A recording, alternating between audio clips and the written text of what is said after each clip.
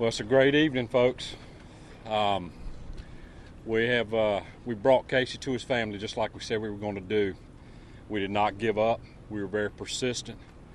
Little fella is happy, and his parents are very happy as well. When he saw his little sister, had a big smile on his face, and I can tell you it's just very, very touching. I want to thank all of the volunteers that came out. I cannot thank them enough. Craven County stepped up. They did, and all did the surrounding counties as well.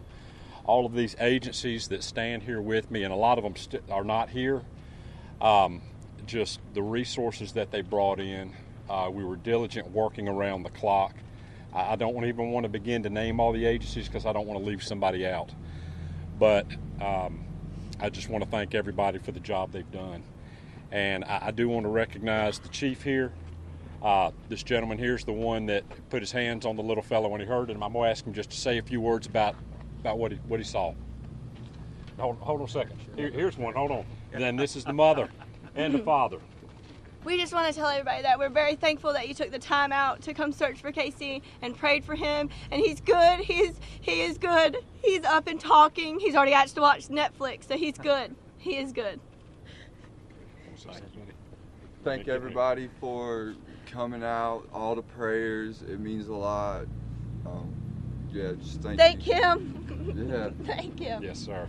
Yes, sir. Thank you, buddy.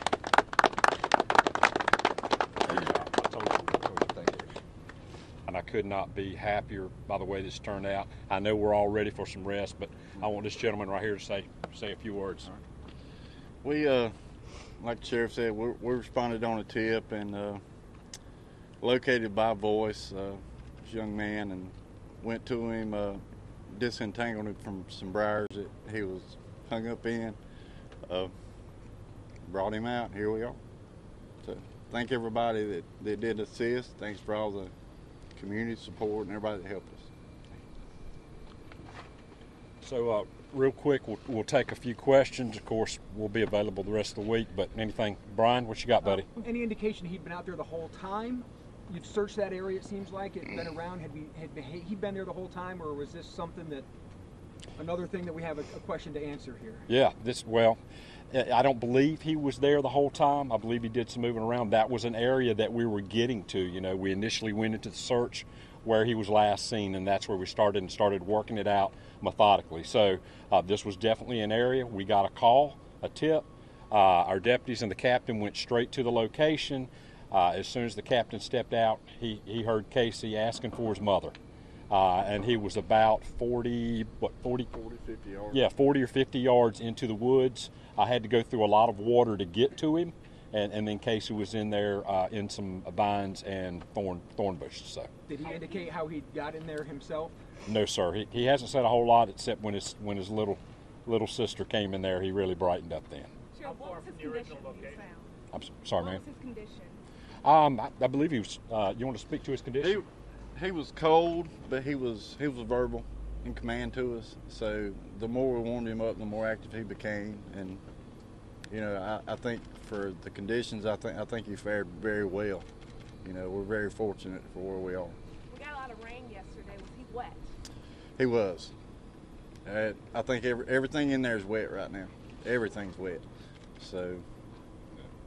I'll tell you, like I've said in the previous, you know, this terrain was just, it presented so many tough challenges for us, you know, and a lot of it had to do by foot.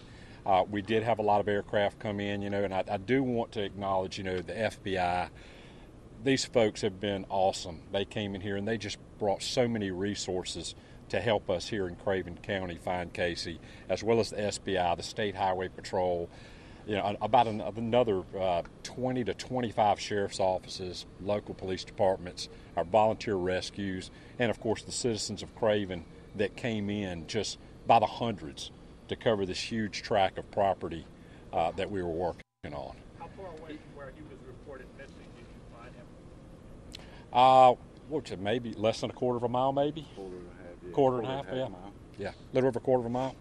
Very cooperative. That was key, as were all the neighbors. So, Jamie, you have anything? Nope.